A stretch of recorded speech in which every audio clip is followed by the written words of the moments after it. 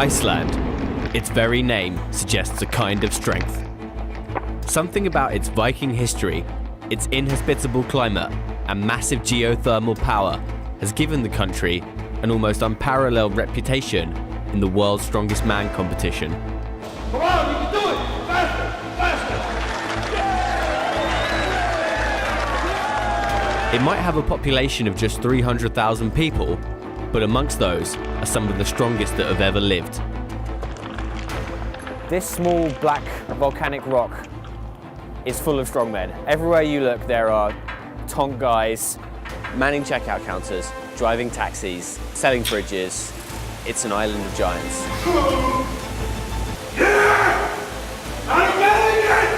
Isolation and adversity has fueled this tiny nation's strength, but also contributed to tragedy.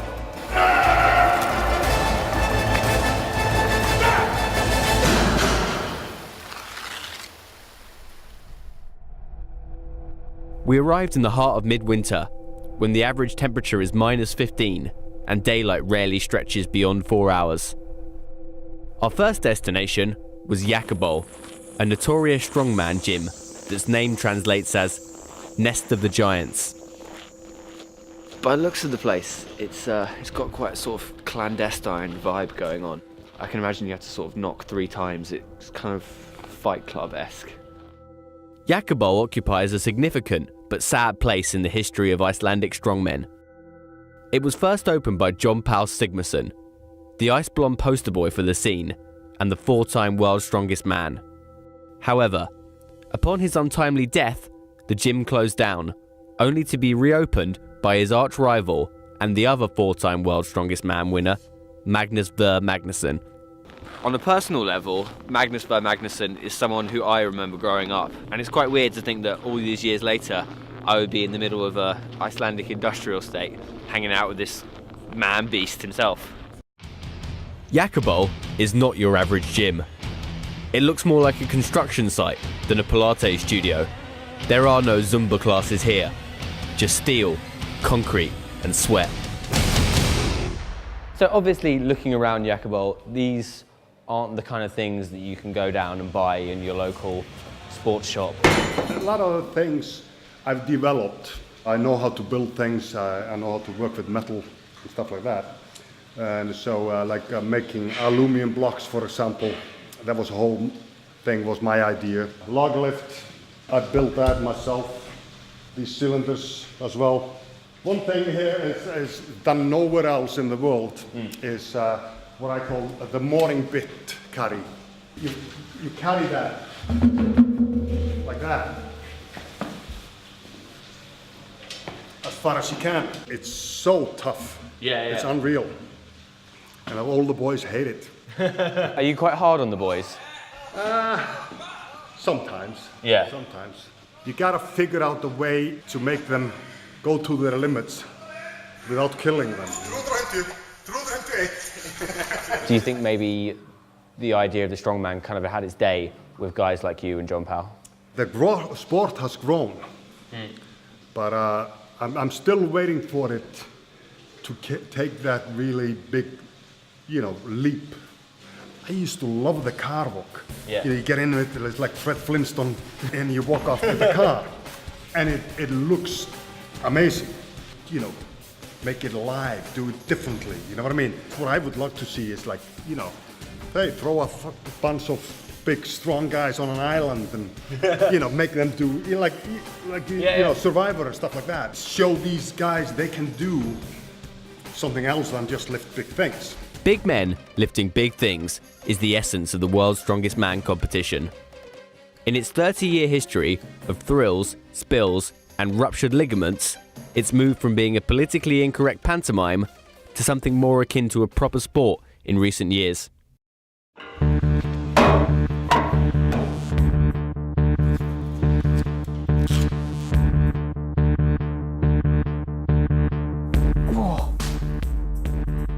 What's it made out of? Concrete? Rubber. Rubber? That's rubber! No padding or anything, it's just a steel bar. That's a big no for a strongman. Don't use padding on anything. How does, a four-time world's strongest man reconcile getting weaker, losing mass and losing strength? How does that make you feel? Well, I hate it. I really do. You look at something and you know, oh, I used to be lifting that, and it feels heavy today. You know what I mean? It's been with me for such a long time that I'll probably be buried with a bar with some weights. The pallbearers will love that. Slowly, Jakobol began to fill up with strong men. Everywhere you looked, there were big men lifting big things. But when a whole family showed up for a workout, the place took on a strangely domestic, everyday feel. I wondered what the people here did when they weren't lifting building equipment, how they relaxed, and what they did for a living. And what is your day job? I work as a sales representative. I sell home appliances, like refrigerators and stuff. Some weekends, nights, I work as a bouncer, doorman. Do you enjoy that work? No. It sucks a lot. It's a horrible job. The fact is that being a strongman doesn't absolve you from paying the bills. To find out more about the people at Jakobol's day-to-day lives, we met with Ari Gunnarsson, another champion Icelandic strongman who was off to his day job at the local pool. Come on, you can do it! Faster, faster! Put some energy in it, come on! Now watch this! Butterfly! Your last case, man! I don't know what kind of swimming this was. Not butterfly, not breaststrokes. It was a doggy style. My butterfly stroke was a humiliating experience, especially with the local kids and Ari's somewhat out-of-shape colleague looking on. Is being strong useful in everyday situations? No, I wouldn't say so. I'm always tired. I'm so heavy. It's always pain in the knees, So, yeah, when somebody asks me to help them move, it's very common handy to pick on me, Hey, you're strong, can you lift this couch for me or something? Is it a dangerous thing to be involved with in terms of injuries and health problems and things like that? There's no interest in all sports, but in strongman maybe they're a little bit more seriously. I tore my bicep tendon last summer. I was flipping tire, 400 kilos. 400 kilo tires? And I put my finger on it and he said, go. And then I just heard. In England and in America and all sorts of places, I think we all grew up watching World's Strongest Man, usually on New Year's Day or something like that, and we're all fascinated by it. It's a different sport. You don't see it very often. Yeah. You don't see guys flipping cars, taking Atlant stones. You don't see it. Do you think it's something to do with maybe like strongmen are the closest thing we have to superheroes, and no one really wants to be kind of human in a way? Yeah, maybe. Yeah. Maybe somebody look at this as a Hulk or something. Yeah. Some kind of superheroes. Yeah, maybe. Watching Ari sitting in his plastic chair, quietly making sure nobody was dive bombing or heavy petting, I wondered if his strength and physicality was wasted in his day-to-day life, like a superhero working in a supermarket.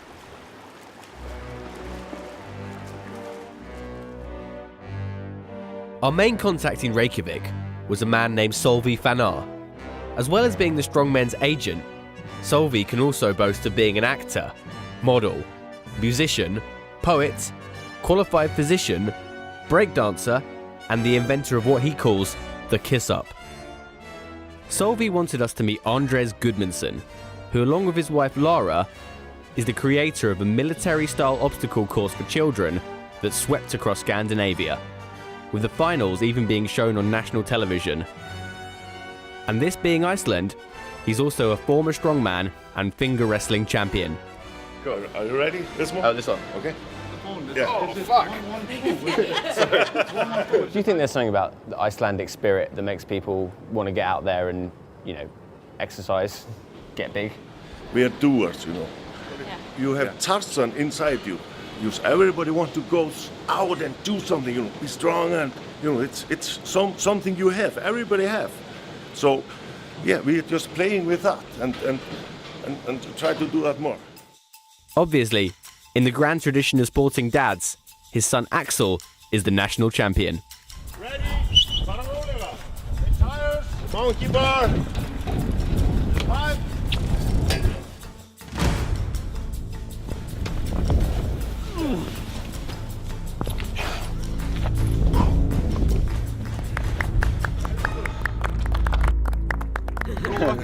against him? I could do. I'm ready. Yeah? Try. Okay, let's do it. He's the world record. You have to put your shirt on. Yes. I bet you didn't think you were going to do this when you woke up this morning. I've got the wrong shoes on, I'm going to be absolutely useless. I can't even. We'll support you. Ready to smile. Okay. Ready? Come on. Every tired. Come on. Yeah. Very good. Come on. Faster, faster. One more. Okay. Run. Move at the time. Try. Just take your time. Yeah. This will be one of the more memorable experiences you'll have in Iceland. Yeah, absolutely.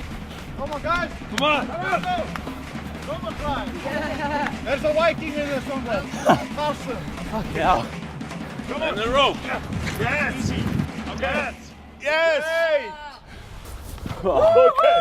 And sit down, please. Oh my god. So how did that feel? It feels beautiful. In a way. You looked really nice. Yeah. You know, I think Tiring, you're not but as thank out you. of shape as you thought. The best man won. So, obviously we've been at Jakobalt where it's men lifting, building equipment essentially, which is obviously very raw, very hardcore. But this is quite fun, quite technical. Is this the future of strength in Iceland? This kind of obstacle course? Yeah, I think not only in Iceland, but probably the world. Yeah. Something similar to this. Yeah. Also, when you have the sandbags for the loading event, Yeah. and you have skip rope, you know, so you have to have a lot of different attributes to be able to be successful at this. Yeah. And that would do you good in any sport that you would, you know, try out or compete in or whatever. Sure. Like you feel. You Yeah. felt it, didn't you? I'm gonna go put my hands in the pool. Despite my ruined hands and battered ego, I appreciated the positive and inclusive attitude that Andres and his family were presenting. But I can't see it capturing the world's attention quite in the same way as this guy. At 6'9", 190 kilograms, and just 25 years old, Hafþór Bjornsson, also known as Thor, is Iceland's strongest man and the third strongest in the world. Having swapped basketball for strength training just 2 years ago, his physical transformation and rise to the top has been nothing short of phenomenal. So impressive is Thor that he even managed to land a role in the next series of Game of Thrones. It's 11 AM, Thursday morning, it's -11 and I can't feel my toes. We are off to meet Hafþór, aka Thor, aka Iceland's strongest man, and he has decided to meet us in a kind of strange Ed Hardy-esque LA tattoo parlour. I wondered what kind of tattoo Hafþór was getting, and surprisingly, it turned out to be a picture of his daughter being protected by a giant dragon. How's your life changed since you got the title of Iceland's strongest man? Came pretty quick because I started to train for strongman in 2009, and in 2011 I came professional strongman. But this year has been my busiest year. I've been flights to China, I've been to Russia, I've been to many places.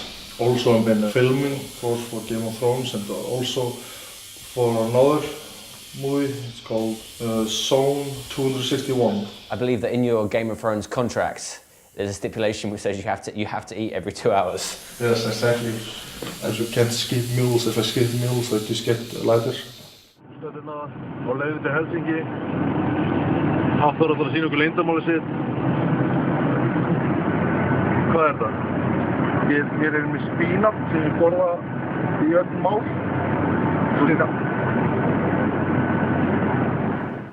He called me on the phone and he asked me, how much does a sleeve cost? And I was like 300, 350 at the time. And he walked in the door and I was like, not for you, man. You're like 10 numbers too big, man. It's like his arm is like my leg or something. So do you tattoo a lot of strong men then? Yeah, actually I do. Yeah. You know, they suffer. Yeah. They feel pain and they never admit it. I was like, are you okay? Yeah, I'm okay. I'm okay. Really? And he's sleeping when I'm tattooing him. So You were asleep? yeah, often can't say that he feels much pain. Hafþór was He was, a really nice guy, a little bit more standoffish than some of the other guys we've met, but he's a pro and he can sit around and spend 4 hours getting his daughter's tattoo done, whereas, a guy like Ari has to go and man the pool. So I think that kind of sets him apart from the rest. He's a star, But as strong as Thor is, he still hasn't reached every Icelandic strongman's real goal, that of becoming the world's strongest man. A feat that hasn't been matched since the day of John Paul Sigmundsson and Magnus Ver. I am the Viking! But also, a feat that carries with it a real danger. The tragic story of four-time world champion John Paul Sigmundsson still casts a shadow over the sport today. John Paul was the people's favourite, a flamboyantly coiffured Stretch Armstrong doll come to life. And to be alive if you can't do that. But at just 32 years old, he died suddenly at Jakobol of what was later said to be a torn aorta. The health issues around the world of strongman are well known. Be it the inhuman strain competitors put their bodies through, the insane diets, and the looming issue of steroid abuse, strongman is generally regarded as a dangerous thing to be involved with. The guys I'd spoken to seemed happy and healthy enough, but I couldn't help but wonder if their lifestyles and the sheer size of the bodies they had to move around in were as much a cause for concern as for celebration. We were setting off with two of Iceland's strongest men, Ari and Stefán Solvi Pettersson, to a very special place just outside of town, John Paul's grave. Strength has always been very important to Icelandic people, It's written in the old sagas that 1,000 years back, the people who came over here, they're telling stories about them lifting big stones and stuff like that, Only the strongest people survived here.